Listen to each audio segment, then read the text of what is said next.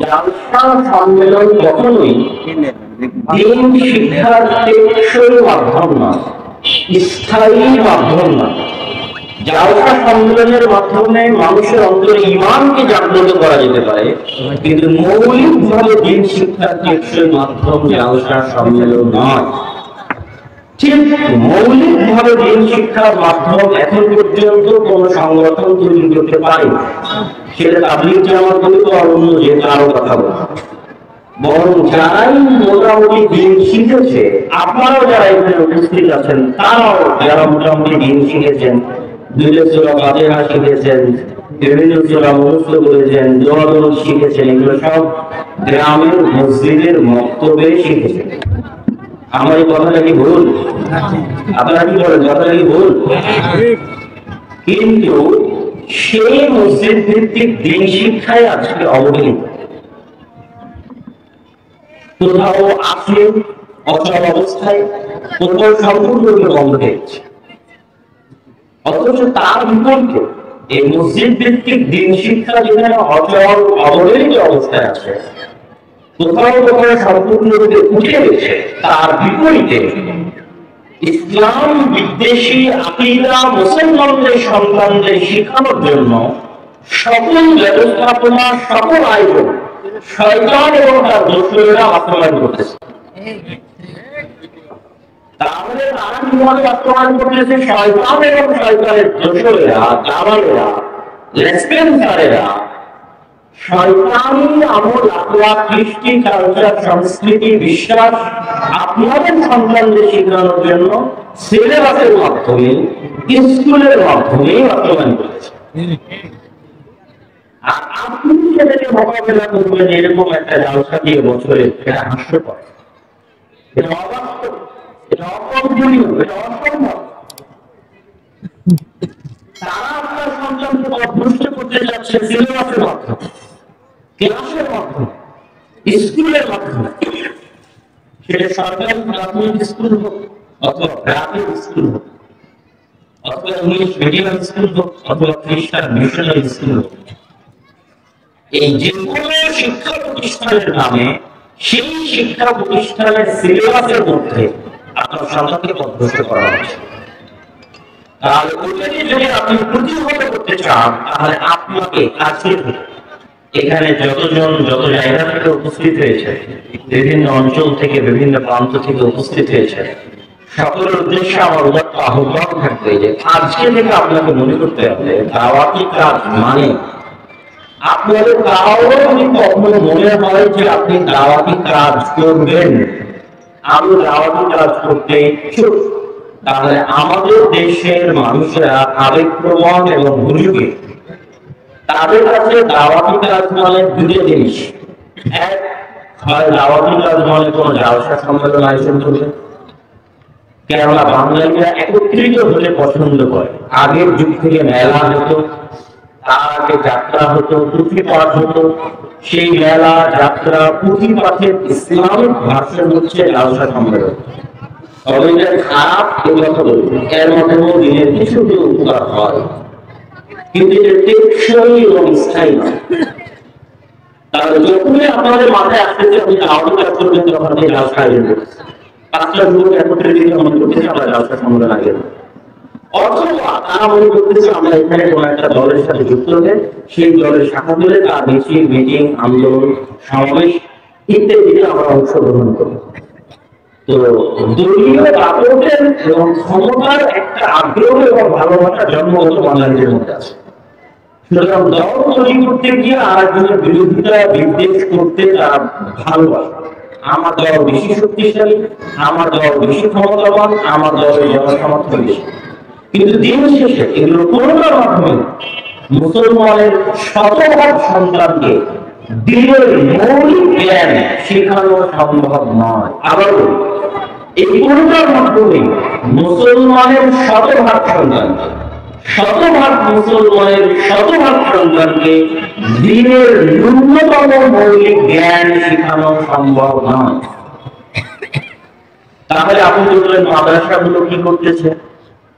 মাদ্রাসাগুলোর ভালো দিক আছে, যেমন জালসার ভালো দিক বললাম, সংগঠন দলের যেমন ভালো দিক আছে, তেমন মাদ্রাসাও ভালো দিক আছে, কিন্তু মাদ্রাসাও শতভাগ মুসলমানের সন্তানকে ন্যূনতম দিনের মৌলিক জ্ঞান শেখাতে পারবে না।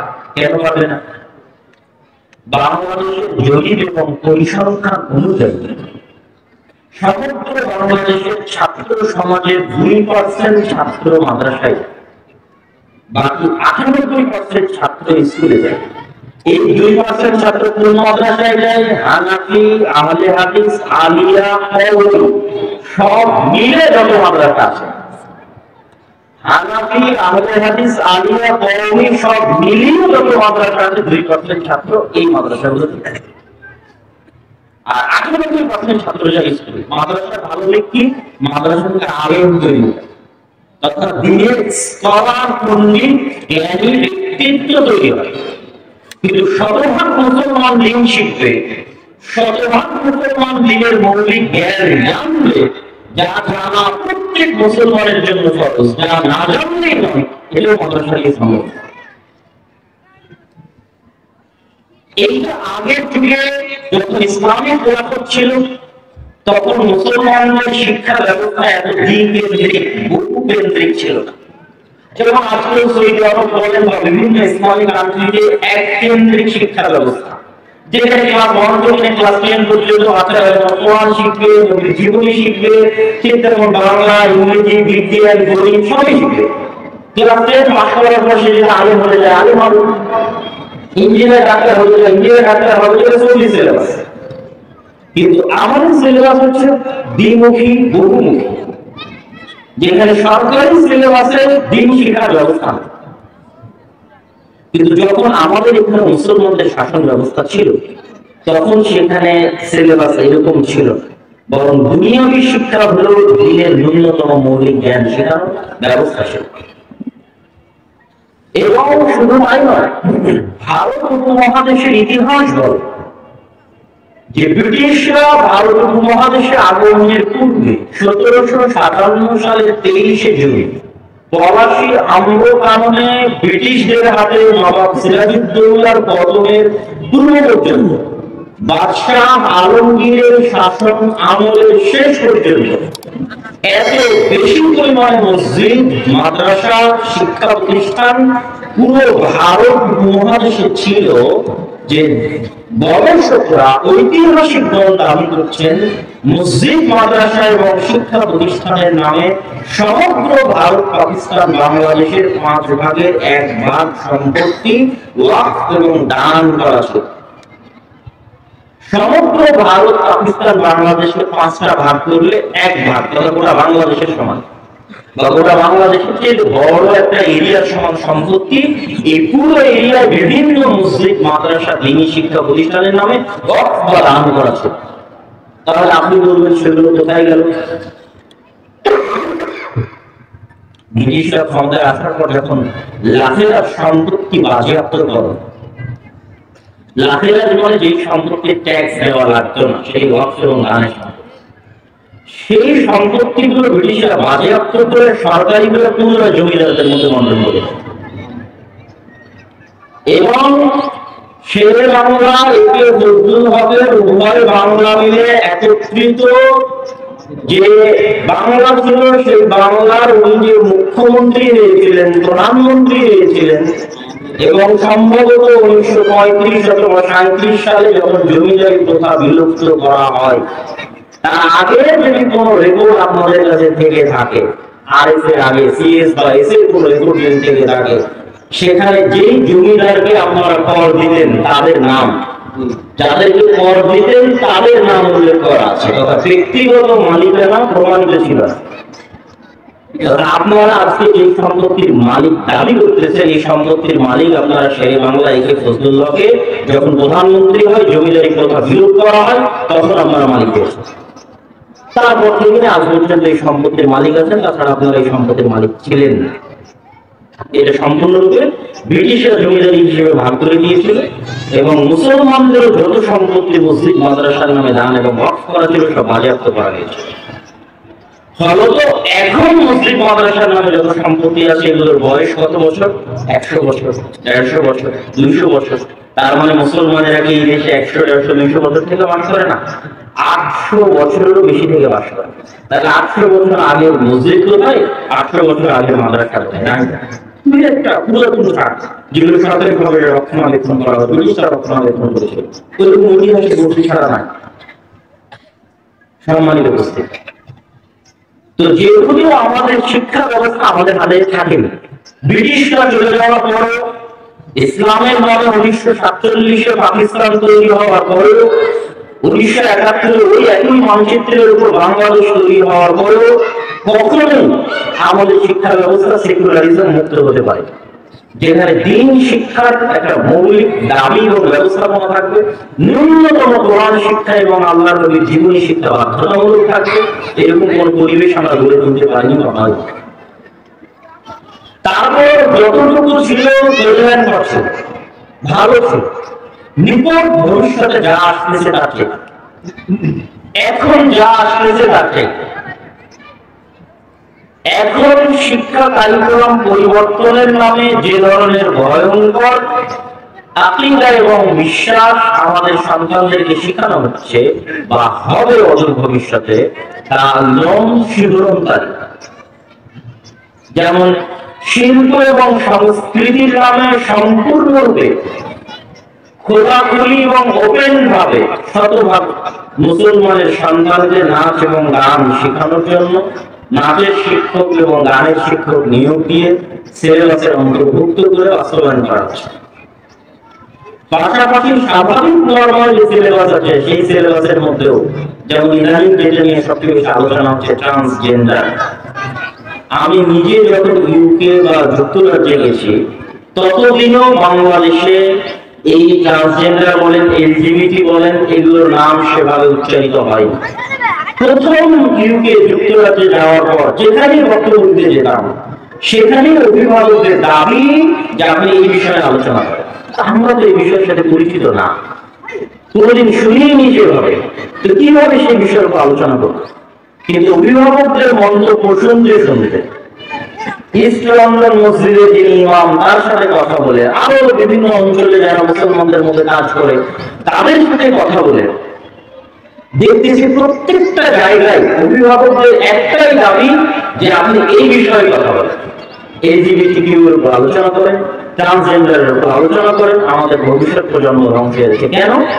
বাধ্যতামূলক ভাবে স্কুলে এবং কলেজের সিলেবাসে এটা শেখানো হয়।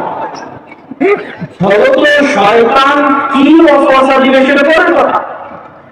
শয়তান তো স্বয়ং সিলেবাসের মধ্যে চলে এসেছে, শয়তান তো নিজের সিলেবাস লিখেছে। এই জন্য কে কি বলছে এই বিষয় সেটা আমার বিষয় নয়। আমি যেটা বলেছি, এর আগের 2 দিনে বক্তব্য বলেছি, আজকেও বলতেছি। যেমন শরীফার গল্প নিয়ে আলোচনা হচ্ছে, আমি বলেছি যে সম্পূর্ণরূপে ইবলিস শয়তান নিজের হাতে এই গল্প লিখেছে, এবং আমি ওয়াল্লাহি আল্লাহর কসম করে বলেছি, ওয়াল্লাহি আল্লাহর কসম করে বলেছি, ওয়াল্লাহি আল্লাহর কসম করে বলেছি যে শয়তান নিজের হাতে লিখেছে। কেন বলেছি? যে এটা হচ্ছে শয়তানের সবচেয়ে বড় চাওয়া।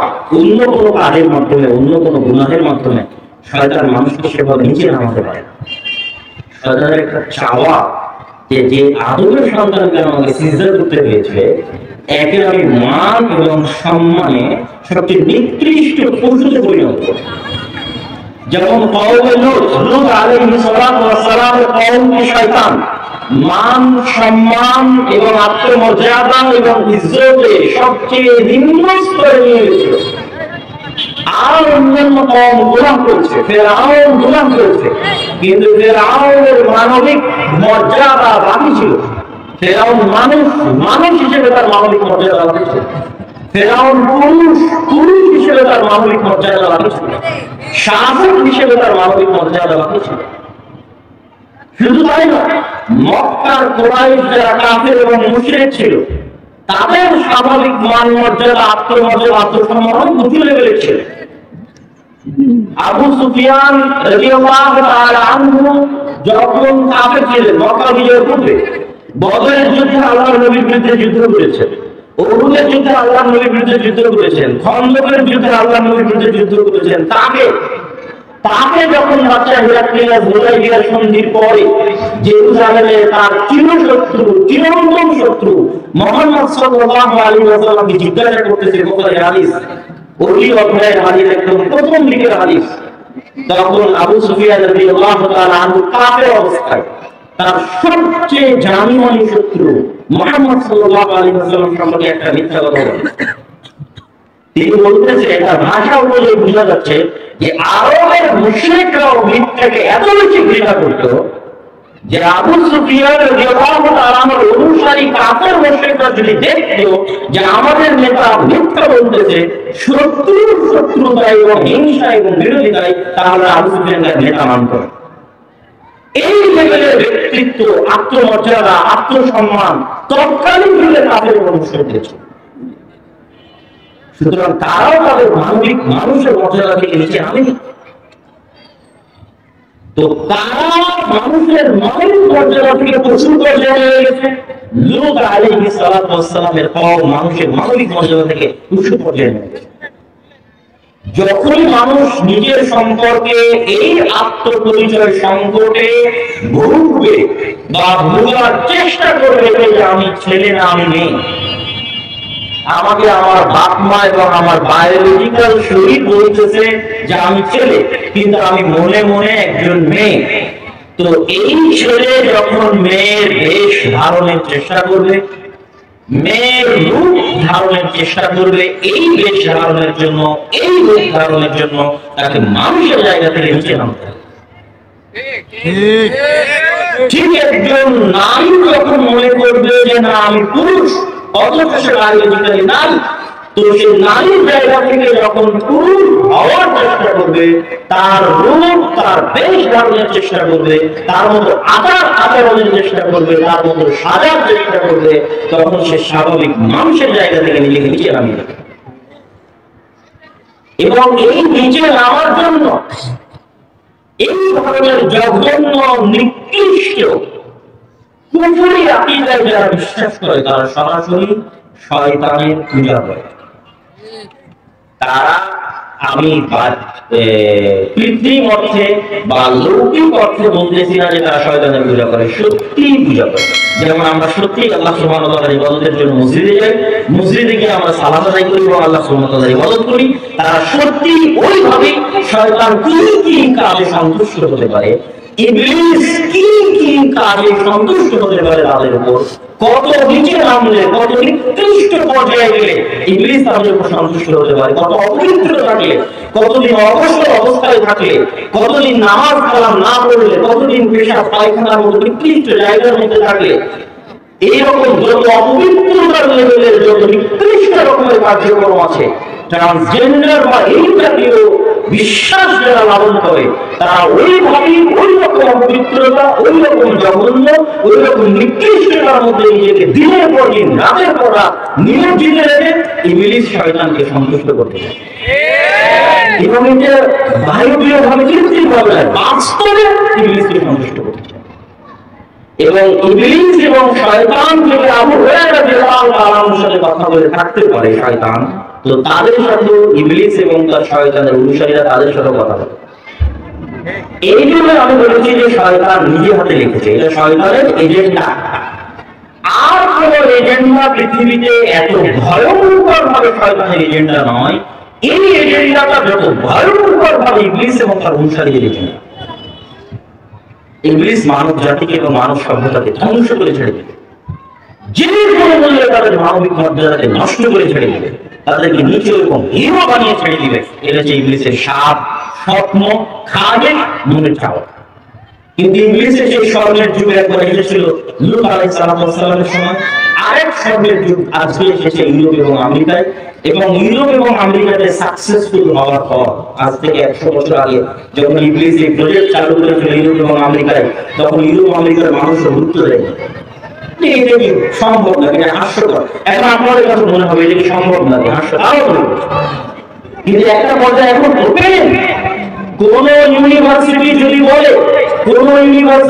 বলে যে আমি LGBTQ কে সাপোর্ট করি না, ট্রান্সজেন্ডারদেরকে সাপোর্ট করি না, তাহলে ওই ইউনিভার্সিটির অর্থায়ন বন্ধ হয়ে যাবে। কোন ব্যক্তি যদি বলে যে আমি LGBTQ সাপোর্ট করি না, ট্রান্সজেন্ডার সাপোর্ট করি না, তার চাকরির দরজা বন্ধ হয়ে যাবে ইউরোপীয় আমেরিকায়। প্রকাশ্যে প্রত্যেকটা বিশ্ববিদ্যালয়, প্রত্যেকটা কোম্পানি এই এজেন্ডাগুলো ওপেন যে কোনো ইউনিভার্সিটির ওয়েবসাইটে আপনি সার্চ করেন, যে কোনো অক্সফোর্ড বলেন, ক্যামব্রিজ বলেন, যে কোনো ইউনিভার্সিটির ওয়েবসাইটে সার্চ করেন, তাদের জন্য আলাদা পোর্টাল আছে, আলাদা জায়গা আছে, তাদের ওয়াদা করা আছে। যারা এই রকমের বিকৃত, নিকৃষ্ট, জঘন্যরুচি, তাদের সকল প্রকার সুযোগ সুবিধা দেওয়া, তাদেরকে সকল প্রকার সহযোগিতা করা সরকারের দায়িত্ব, ইউনিভার্সিটির দায়িত্ব। বলেন নাউজুবিল্লাহ। তাহলে 100 বছর আগে ইংলিশ শুরু করেছিল, আর আজ বদলে চলেছে। এখন বাংলাদেশে শুরুই হয়নি, তবুও দেখেন যে এটার শিকড় কত গভীর হতে পারে। এবং যেহেতু পৃথিবীর অর্থনৈতিক সিস্টেম, যারা পৃথিবীর মানুষকে গোলাম রাখতে চায়, একটা নির্দিষ্ট গুটি কয়েক মানুষ, বিশেষ করে যারা আজকে ফিলিস্তিনে মুসলমানদের উপর আক্রমণ করতেছে, তাদের অর্থায়নে এবং তাদের চেষ্টায় মূলত সমগ্র পৃথিবীতে ইবলিস এটা বাস্তবায়ন করতেছে। এবং এটা বাস্তবায়নে তারা খ্রিস্টানদেরকে পাগল বানিয়েছে, উল্লু বানিয়েছে। উর্দুতে বলে উল্লু বানানো মানে পাগল বানানো, মানে বুদ্ধিহীন, বিবেকহীন, পাগল বিবেচনা করতে পারে। খ্রিস্টানদের কাছে সত্য এবং মিথ্যার যাচাইয়ের অবস্থা তাদের ধর্মীয় কিতাবের আলোকে, ধর্মীয় জ্ঞানের আলোকে লিমিটেড, সীমিত। ইবলিসের জন্য এবং এই জাহেলিজমে যারা বিশ্বাস করে, অল্প সংখ্যক মানুষ যারা মানবতাকে ধ্বংস করতে চায়, তাদের জন্য খ্রিস্টানদেরকে পাগল বানানো সহজ। তারা ইউরোপ এবং আমেরিকাকে পাগল বানিয়েছে মানবতা দোহাই দিয়ে, যে দেখো আরো মানুষ, এদেরকে সহযোগিতা করতে হবে, এদেরকে কষ্ট করা যাবে না, এরকম লাভ মিলের মাধ্যমে তারা তাদেরকে রাজি করছে। এবং যেহেতু বিশ্বের অর্থনৈতিক বড় বড় প্রতিষ্ঠান তাদের হাতে, এবং বড় বড় ইউনিভার্সিটিগুলো তাদের অর্থায়ন ছাড়া কোনো গবেষণা করে বাস্তবায়ন করতে পারবে না।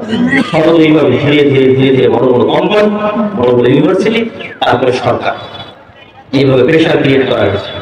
আর আজকে যেখানে আমাদের বাংলাদেশে আইনত এখনো সমকামিতা নিষিদ্ধ, আইনত এখনো বাংলাদেশের সমকামিতা নিষিদ্ধ, সেখানে সে অবস্থায় প্রকাশ্যে পাবলিক লেকচারে এইটার বিরোধিতা করার কারণে, ট্রান্সজেন্ডারের বিরোধিতা করার কারণে কত মানুষের চাকরি যাচ্ছে আর কত মানুষ চাকরি হারানোর আশঙ্কায় আছে।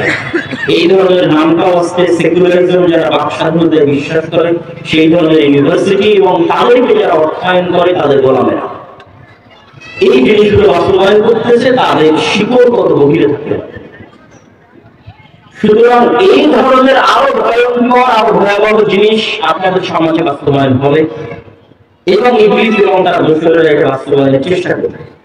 আপনি কখনোই জালসা নিয়ে এটা বন্ধ করতে পারবেন না। আপনাকে এটা বন্ধ করতে হলে তাদের মতো শক্তিশালী সিলেবাস শতভাগ মুসলমানের কাছে পৌঁছাতে হবে, শতভাগ মুসলমানের কাছে। তাহলে শতভাগ মুসলমানের কাছে যদি আপনি দিনের মৌলিক জ্ঞান দিতে পারেন, যেমন আজকের যারা প্রোটেস্ট করতেছে, এই যে বিরোধিতা করতেছে, এদেরকে কোনোদিন তো আর এটা শেখানো হয়নি ট্রান্সজেন্ডার। এই জন্য তারা আমাদের সমাজের স্বাভাবিক গতির উপর মন দিয়েছে। এই জন্য ব্র্যাক ইউনিভার্সিটির ছাত্র বলেন, আরো বিভিন্ন ইউনিভার্সিটির ছাত্র বলেন, তারা আমাদের সমাজের স্বাভাবিক গতির উপর বড় বড় কারণে বিরোধিতা করতেছে। কিন্তু আজকে যে বাচ্চাটা ক্লাসে রুমে পড়তেছে, ওদের এটা শেখানো হচ্ছে, আর ব্রেনে দেওয়া হচ্ছে। সুতরাং এই বিষাক্ত জিনিসটা বড় হবে, ওইটা বিরোধিতা করতে পারবে না। এবং এটা কত বিষাক্ত তার একটা উদাহরণ আমি আপনাকে, কোন মা এবং বোন যদি দিনের পথে আসার পরে, পর্দা করার পরে, কোরআন হাদিস পড়ার পরেও একটা বাতিল আকীদা থাকতে পারে না, একটা বাতিল বিশ্বাস থাকতে পারে। কোন বাতিল বিশ্বাস? ছেলে হোক মেয়ে হোক, দুটি সন্তান যথেষ্ট। কেন থাকতে পারে না? টানা 10 বছর সিলেবাসে তাকে এটা পড়ানো হয়েছে, প্রত্যেক বইয়ের শেষ পৃষ্ঠা লেখা হয়েছে, লেখকে লিখেছে, বিভিন্ন বইয়ে আছে, প্রবন্ধে আছে, ক্লাসে টিচার বলেছে, বলতেই থাকে যে ছেলে হোক মেয়ে হোক, দুটি সন্তান যথেষ্ট। শুধু পরিবার লাগবে, অল্প সন্তান লাগবে। তাহলে ওই মেয়েটা যখন ক্লাস 10 ইন্টার কোনো কিছু পাস করার পর তোমার একটা আলেমের রক্ত উঠে, সে দিনের লাইনে আসছে, পড়াশোনা করতেছে, সালাম আদায় করতেছে, তবুও এই বিশ্বাসটা তার ব্রেন থেকে আউট হয়। কেন? এটা তাকে সিলেবাসে পড়ানো হচ্ছে।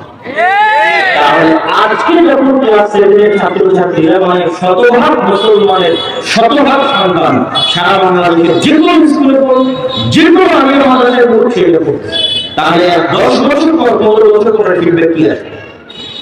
আর এইটাকে রদ করার জন্য, বাতিল করার জন্য মসজিদ ভিত্তিক শতভাগ মুসলমানের দ্বীন শিক্ষা, দ্বীনের মৌলিক শিক্ষা, যেখানে অন্তত তার ব্রেনে এটা আগে থেকেই থাকবে, ইসলাম কি চায়, ইসলাম কি বলে, মানুষের মর্যাদা কি, ইসলামের আকীদা কি, কোরআন কি, আমাদের নবী কি, সাহাবীরা কি, ফেরেশতা কি, পরকাল কি, জান্নাত জাহান্নাম কি, মৃত্যু কি,